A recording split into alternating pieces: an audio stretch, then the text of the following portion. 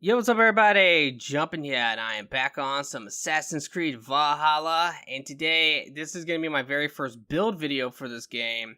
And I'm going to be showing off the build I've been using for the majority of my playthrough, and I call it the Berserker. This is a dual-wielding axe Viking build, which is all about attacking. It's super offensive, and it's a lot of fun to play. Now, this build absolutely specializes with a one-on-one fight. So against any boss in the game, this build will just flat out cheese it. If you know what you're doing, you're using the right types of skills, and you're using the build correctly, you can pretty much take out any enemy no matter what their power is. You can absolutely just destroy bosses. And I'm going to be showing that a little bit later with some more gameplay of me fighting multiple bosses and just wrecking them with this build. But this build is all about attacking, and the more you attack, the more offense you get. And it is absolutely amazing.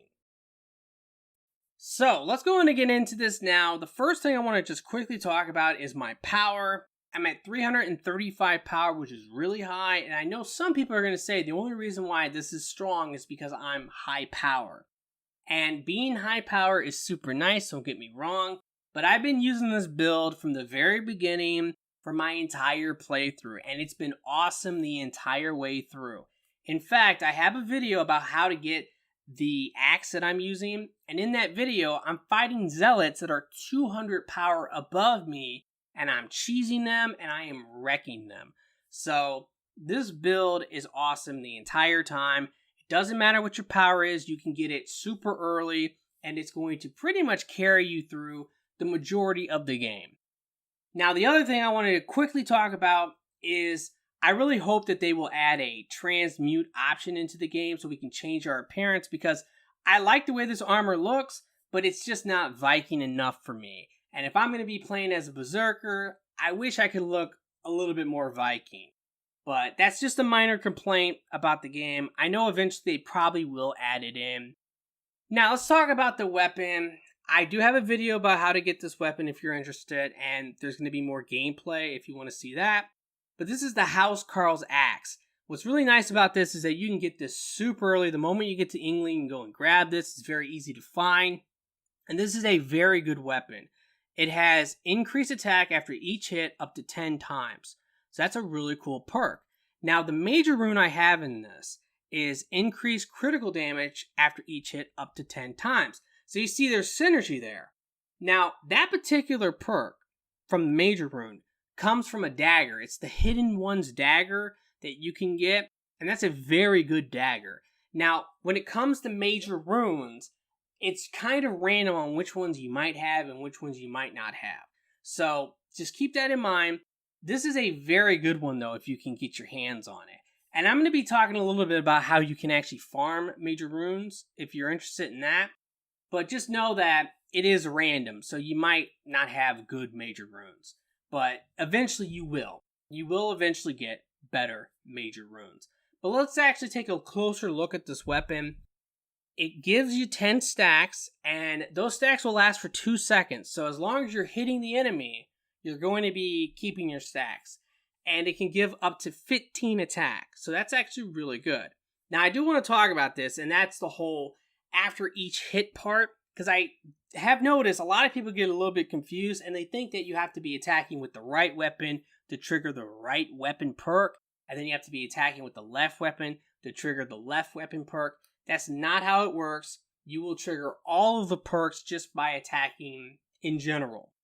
And it actually doesn't matter how you hit the enemy, because I've noticed that if I use Dive of the Valkyries, which is a ability, that will trigger my stacks.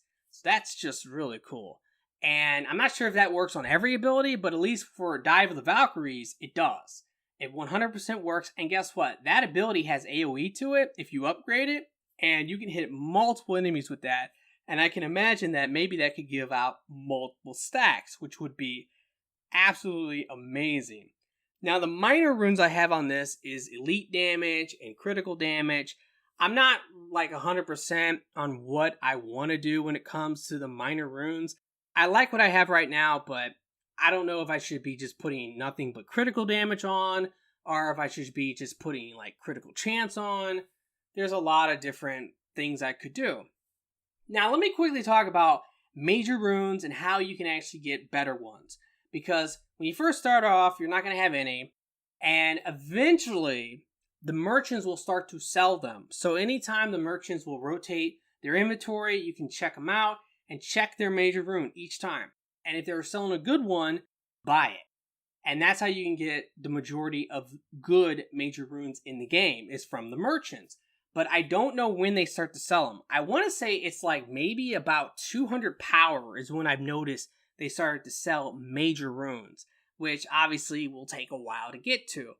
Now, before that, the only way that I was able to get major runes was killing the Order of the Ancients members. Like, in fact, I don't even think it was the Zealots. It was more or less like the people that are in like the middle brackets, and you have to find the clues and all that.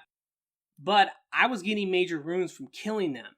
Now, what you can do is right before you kill them, you can save the game, kill them, get your major rune, and if it's a really crappy one, just go ahead and reload the game and do it again, and just keep doing it until you get a good major rune. That's something that I did do, and it worked actually pretty well.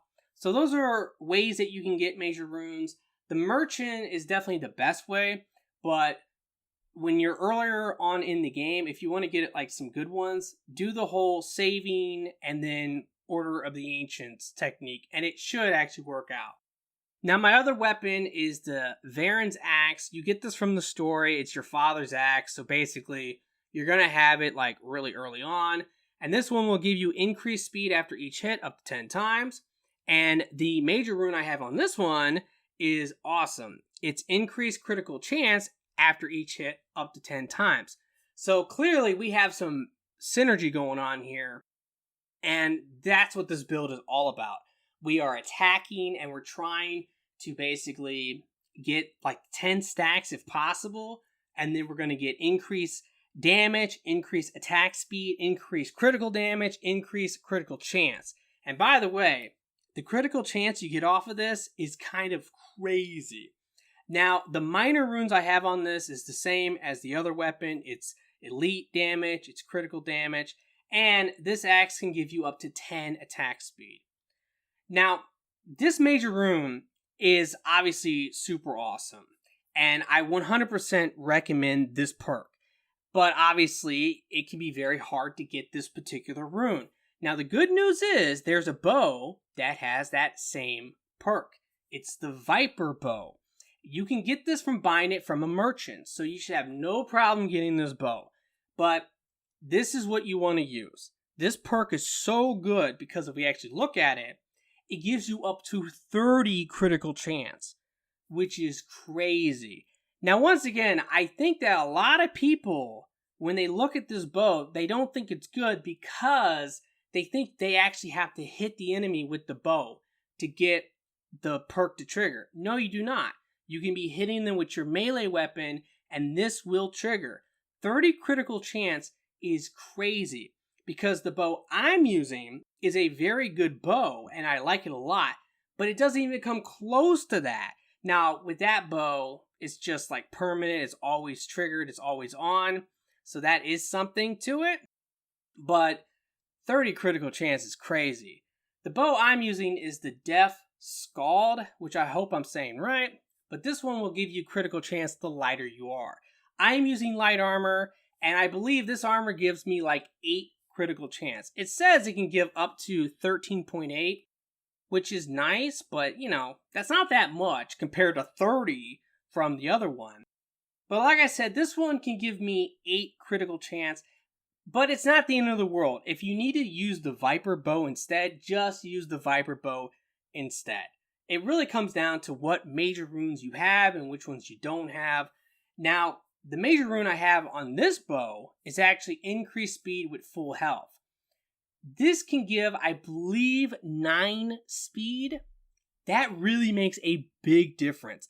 It's really up to you on what you want to use when it comes to the major runes, but 9 speed is actually kind of crazy. Whenever I take that off, and I do it all the time just to experiment and test things out, but if I take that off, I notice a major difference in my attack speed. And I think a lot of people are sleeping on attack speed. Attack speed is great.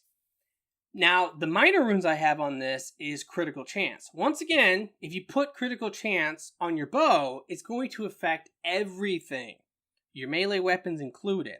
And that's just something I think a lot of people might not really understand. So, basically, the bow, I do use it from time to time, but really, everything I have on it is really meant to benefit my melee weapons. Now, the armor I'm using is the Mentor's armor. This is an amazing set for these dual axes because it gives increased attack and increased attack speed after critical hits. You can get a maximum of 20 attack and a maximum of 10 attack speed. That's actually amazing. Now, you can get a total of 5 stacks and you have an amazing duration of 35 seconds. So if you're fighting a group of enemies or if you're fighting a boss, you're gonna max out on stacks. That's just the reality of it. This is a very, very good offensive armor. It's also very light, which is good for stamina consumption. The major rune I have in the chest piece here is increase evasion after each hit. That just makes sense. It actually goes with the theme of hitting the enemy. And I don't know what it actually gives, but it is nice because after I'm doing my combo and I'm getting stacks, if I need to dodge something, this should allow me to dodge a lot better. Now, I'm not saying that's the best major armor rune that you can use. I don't even know what the best one would be, but I do think that one is good for at least this setup. Now, I have a melee damage armor rune. I only have 2 of those. They seem to be somewhat rare, but if I had like an unlimited amount of those, I would literally put them in every single slot. That's what I would recommend. Use as many of them as possible because I just want as much damage. But outside of that, everything else is very defensive. I have melee resistance, I have a bunch of life, I have armor, and I have the other melee damage in that one. But yeah, you see the armor, the melee resistance, and the health. I just try to boost all of that. Now let's talk about the skills. And to be honest with you, when it comes to skills, I'm going to be very vague here. I'm going to tell you to get every good skill you possibly can. That's just the reality of it. You're going to be getting your power up, and you're going to be getting a ton of skills anyway. But if you are lower power, the ones I would definitely recommend to get early would be Grit. This is amazing for healing you. And also, another great one for survivability is Last Chance Healing. This will just save your life. It is awesome. And there is a really good one in the Raven or Stealth area, which is Brush with Death. This will give you slow-mo when you're dodging, if you dodge like last second. This is really good, especially against enemies that are like stronger than you. This will absolutely save you, and it's great. Now, another thing I want to mention is actually over here in the stealth tree, there is a lot of melee critical chance you can get. So grab as much of that as possible. Also, unfortunately, when it comes to this setup, we have a wolf weapon, we have a bear weapon, and we have raven armor. So we are super mixed up there. But you do want to try to get as many of like the way of the wolf or way of the bear, because when you do, you're going to get a bunch of bonuses. But for the weapon itself, you get attack, you get stun, you get critical chance. That's very, very good. So try to get that if possible. Now let's talk about the abilities, because there's only like a couple I really use, but I love them. They are so good. The first one is Harpoon Impalement. This is amazing, especially if you can get the upgrade for it. Because if you're fighting like a single target, you can throw the single target into a wall or into other enemies. It does a ridiculous amount of damage if you do that. You can also pull them forward with the upgrade, which is kind of like a scorpion get over here. And what's really good about that is that whenever they fall over, because you're going to do some damage to them, it's not going to be as good as if you throw them into a wall. But when you do that, you can then attack them and you're going to hit them in the back, which will give you flanking damage. And you can do a lot more damage if you're hitting an enemy in the back compared to hitting them in the front. So this is amazing. And by the way, if you want to know how to get any ability, in fact, if you want to know how to get anything in this game, I recommend using a website. It's Powerplex. I use it all the time. It's a great resource if you're trying to actually find things. I really like that website. That's what I would recommend. Now, the other ability I use all the time is Dive of the Valkyries. I use this a lot against animals because Harpoon Impalement against like human bosses I think is just better. But Dive of the Valkyrie is also very good. And this is actually kind of broken. If you can get the upgrade, it gives it AoE and it can kind of break the game. because there's a lot of barred doors, which you're not supposed to be able to just go right through. You're supposed to find how to get into them, or you're supposed to like go through a long puzzle. You can actually kind of break the game, because with this ability, you can go to any barred door and actually do it, and you will open the door, because the AoE is that massive. It's going to break the door open.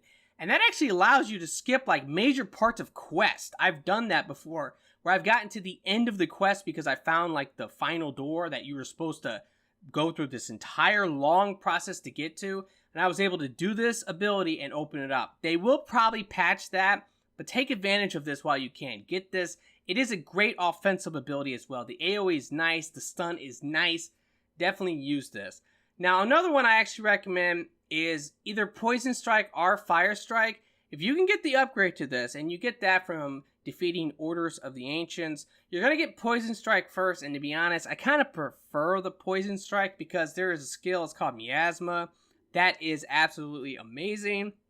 And there's another one that does the same thing for fire, but I think that the poison one is better, but it is super nice. I really like this a lot. So if you want to add poison to your build, use this. It's great. The final ability I have on is just Axe Throw, and honestly, the reason why, or Axe Fury. The reason why I have this is because it just fits the theme. That's really why. I never really use it. I don't really recommend it all that much, but it's okay, I guess. Ranged abilities, honestly, I'm not really using ranged abilities. Most of the ones I have on are just for like utility, like Incinerate Powder Trap. I use this to break open doors. It's great. I do like the Wolf Companion that you can summon. That's kind of cool and it's interesting, but I don't really use the bow. It's not something that I recommend, or it's not something that I actually use. Alrighty, well that's going to pretty much do it when it comes to the setup. Now I'm going to show some more gameplay. And basically, I'm going to be showing me fighting some Zealots, and then I'm going to be showing me fighting a legendary animal. And that's going to really give you a good idea of like what this can do, especially against bosses and single targets, because it absolutely destroys them. Alrighty, now the first thing I want to say is that all the gameplay you're going to watch is actually on the very hard difficulty. Not that that matters though, because I'm absolutely cheesing the hell out of every one of these bosses. Both of the Zealots are going to get destroyed, but the first one, I want you to pay attention to the damage I get from hitting this enemy in the back. And this is like this whole harpoon impalement like strategy where you throw them and then you hit them in the back. And then basically, I blow through all of my stamina doing that. And then when I use the ability, it gives me all my stamina back. And then I just do it again. And basically, each time I do it, I get an adrenaline point. It's broken, man. It's absolutely broken. It's an infinite stun lock. It is awesome. Now, I wanted to kind of show this off because you don't have to just use Harpoon Impalement. You can actually use Dive of the Valkyrie. That works as well. But the big difference here, if you pay attention, is actually going to be the damage that I get from hitting this enemy in the front compared to me hitting the Zealot in the back. The one I was hitting in the back, I was consistently getting like 100 damage each hit, where with this one, I'm getting like 50 damage each hit, and sometimes I'm getting even less. So it just kind of goes to show like how the flanking damage is absolutely awesome. And then the final enemy I'm going to be showing as well, or boss, is going to be a legendary animal. And it's actually the strongest legendary animal in the entire game. But I mean, this animal is so tanky, and I would think a lot of people would imagine that you cannot actually like get this loop going against the legendary animals. Oh yes, you can. But all you have to actually do is just kind of get the right angle, and then you need to use Dive of the Valkyrie. You can't use Harpoon Impalement, obviously, against the animals. It just don't work. But yes, this is broken. You can do the same thing where you just constantly spam. You kind of have to get the timing right because the animal will be able to get attacks off, but that's why you have to find like the right angle versus the animal.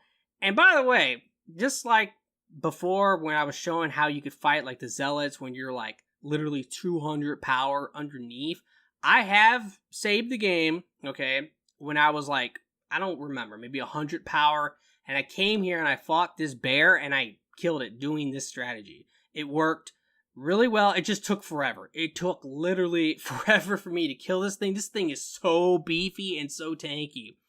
But I didn't keep the save because I knew that I was probably going to want to fight this legendary animal in a video at some time, because basically this is one of the strongest like bosses in the entire game. I knew I was definitely going to want to use it in videos. But yeah, I mean, this is crazy. It's absolutely ridiculous on how you could just cheese everything with this build. But that's where this absolutely like specializes. Where I have another build I'm using right now, which I'm going to make a video about as well, which is absolutely an amazing build for just doing very hard and just destroying all the enemies. But it's not nearly as good for fighting the boss enemies. Oh my god, like this build is just so much better for bosses, just because you could cheese them with the infinite stun. Alrighty guys, well that's going to pretty much do it for the video. I really hope that you have enjoyed it and that this has helped. If it has, will you please like the video for me? Be sure to subscribe for future videos, and I really do hope that everyone has a very nice day, and peace out.